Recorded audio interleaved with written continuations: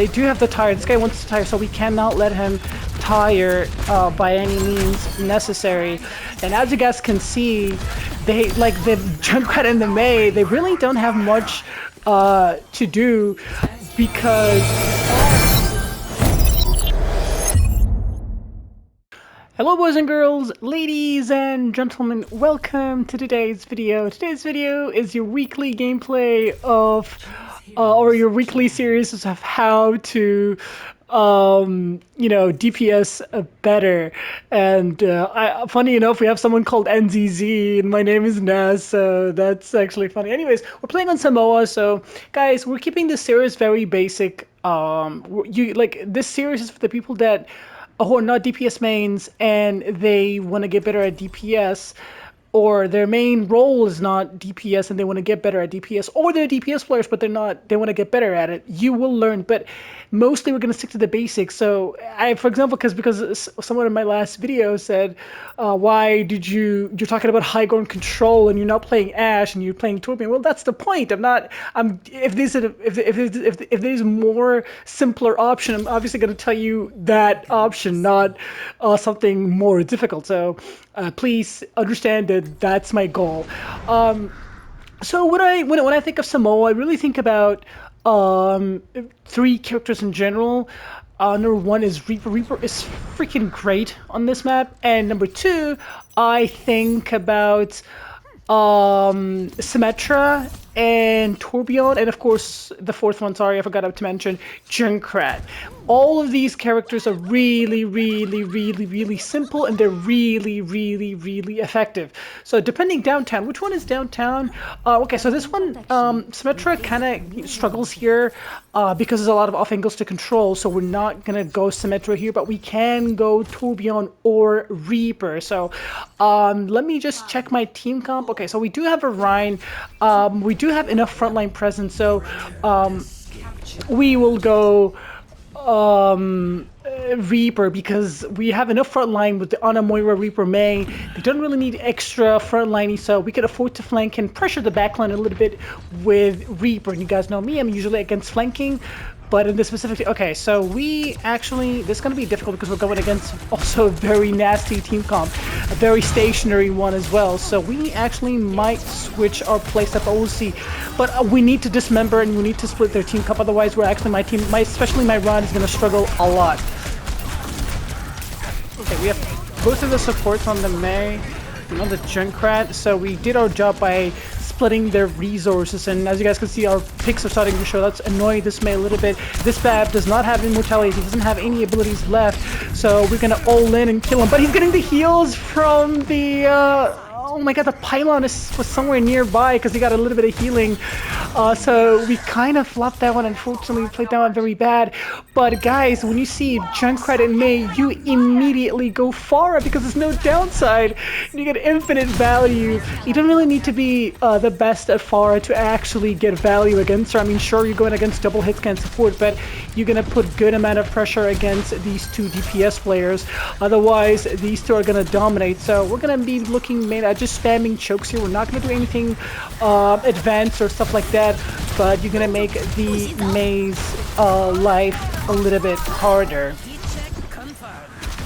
because they're playing a very dangerous team comp. They're playing very stationary team comp with Illari, Baptiste, the very dangerous support lineup, especially with the Sigma. So you can't really give that much advantage to them, especially when you have a Reinhardt and they have a Junkrat, so you're going to struggle a little bit. We're going to need to put some form of backline pressure. He's really low. Great immortality by this guy.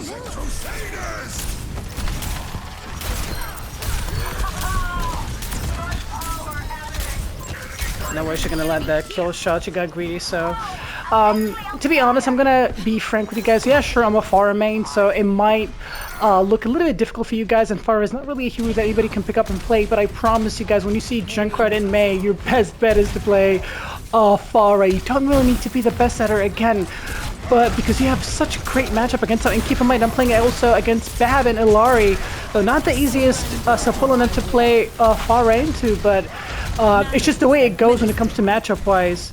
They do have to tire. This guy wants to tire, so we cannot let him tire by any means necessary. And as you guys can see, they like the Junkrat and the Mei, they really don't have much to do because the Pharah covers way too many angles against these two. Again, despite of the very, very disgusting support lineup. In that specific scenario, guys, this is, I'm not gonna lie, if you're like when it comes to simplifying things, this is a very a little bit complicated team comp. It's not a straightforward matchup to play. So in that specific scenario, we didn't really need to do much. We needed to do one thing, and that is one thing that a lot of people struggle against. As a DPS player, you have the tool to distract and split enemies, and you need to identify, and this comes with by time when you have when you grow the game sense. By the way, Tourbillon is really great on this part of the map, so we're going to go for the Tourbillon. So because they had Alari and Baptiste and Junkrat, Mei, Sigma, 5 characters that love to stay next to each other, so that's a very stationary team comp, and if 5 people shoot at the Reinhardt in one angle, my Rein will never be able to survive. That's why we wanted to flank and split the retention. So that's what I wanted to explain for you guys. Ana got picked up really early, unfortunately, by a lucky snipe shot, so, you know, it's okay.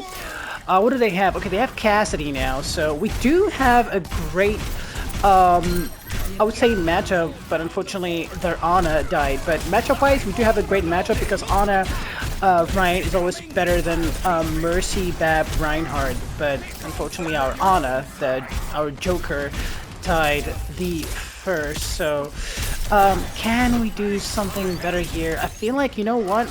The Mei is gonna be really, really, really bad against my Ryan, so we're gonna be choosing. We're gonna try a different angle. I mean, a different approach, which is Bastion. We're gonna straight up put immense pressure on the enemy Ryan to give my Ryan a little bit of the upper hand, and you guys will see. Mercy unfortunately survived that. It's gonna pay off for sure because this is definitely the right way to go, because the Mei's not gonna really give me a chance to do my thing on Tourbillon, so I can't snipe people when I have nothing to snipe because I have double shield with the Mei wall. So we're gonna go straight up for the Reinhardt. Okay, then it's that. We're gonna go for like focusing the Rein. We're gonna changing our playstyle on the approach. Okay, we traded blizzards. Both teams got a good blizzards off. Unfortunately, we are the the casualty of our team, but we won the fight. Great Mei ultimate by our Mei, and we got the better trade of that because they used 3 ultimates and we only used 1. So we are back in control with better ult economy. They had to use Baptiste ultimate, Shatter, and Mei Blizzard while we only used Blizzard, and we got the better trade and better Blizzard. So now we expect High Noon and Valkyrie from the enemy team, but all we gotta do really is shoot at the Ryan's shield and we're gonna be golden. That's literally the only thing we're gonna be doing. And the Great Immortality actually saving that Ryan, but we need to peel for our... Okay, interesting High Noon. I'm not gonna lie, I've never seen, 7 years playing this game, I've never seen a flanking High Noon, point blank range flanking High Noon. But I guess it worked out for them. No way. That's actually kind of diabolical. Oh my god, that's actually very diabolical. Oh man, I really need to get my surround headset because I didn't know where that High Noon was coming from. I thought it was from main, but flanked and it worked out for them, unfortunately. Okay, we do have Nano. I mean, still, we have the Nano, and Ryan Nano is going to just walk out through this choke very conveniently. And then giving us the choke for free. The Mei's playing choke. I mean, she's not playing choke.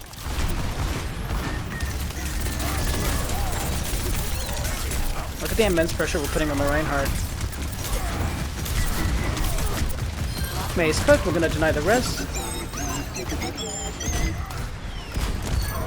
Yeah, one of those supports should die on that.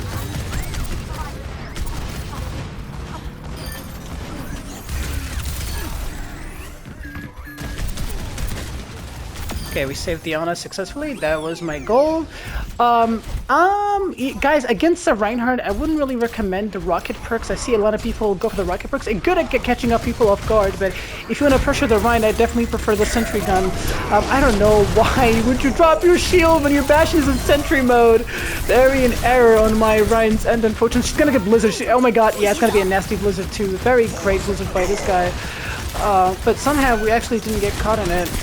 And the blizzard and the Mei died, so somehow we survived.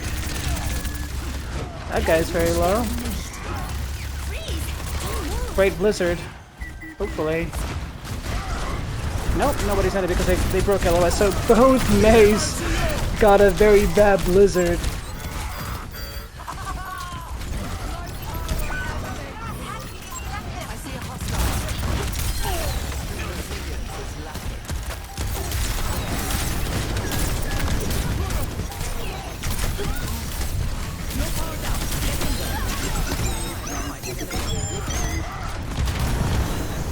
Very bad chart because I'm not gonna die that. But you are. He's one, he's one! What anymore? Oh my god! He said, wait, C9! Oh my god, wait, we can... Yeah, the Ana clutched that. As you guys can see, Ana Reinhardt will always win against Reinhardt Baptiste Mercy, but I'm not gonna lie, I'm gonna give credit where credit's due. That Baptiste played really, really well. Great immortalities, honestly. And the supports, their supports played well. It's just we had the better matchup. And as you guys can see, we made our this actually was very close game despite the stats difference, because both Meis popped off, both Meis messed up their ultimates. Like every team actually tried. We're just like, there was one fight where the enemy team kind of, yeah, see, even they said GG's Bab because their Bab actually played very well. I'm not gonna lie, he was really annoying, but Ana clutched it at the end there, clutch nano, and clutch plays. But I think there was this one fight when they used 3 ultimates and we only won it with 1 ultimate with our Mei. And I think that really hurt them bad, and they couldn't really come back from it. But as you guys can see, DPS is really, really easy as long as you actually have a plan and know what to do. And yeah, sometimes you might get complicated matches like that. And I even played a hero that I didn't mention in the beginning of the game because that's what the situation required me to do. And you could make the case of if I went Symmetra, maybe it actually probably could have worked, but the reason why I went Bastion is because Bastion is really, really good in Rein v Rein matchups. It gives your Rein a good, very good upper hand, especially when the enemy team is running Mei. I mean, yeah, sure, we have the Mei, but we're talking about ourselves as individual players. Helps you a lot because you can melt their shield much quicker and their wall, and your Ryan will never be, stuck. So anyways, boys and girls and gentlemen, thank you guys for watching. Thank you guys for stopping by. I hope you guys enjoyed. If you did, like the video if you enjoyed, subscribe if you're new, share with your friends if you learned a thing or two, and we should catch you guys all into the next one. Bye-bye.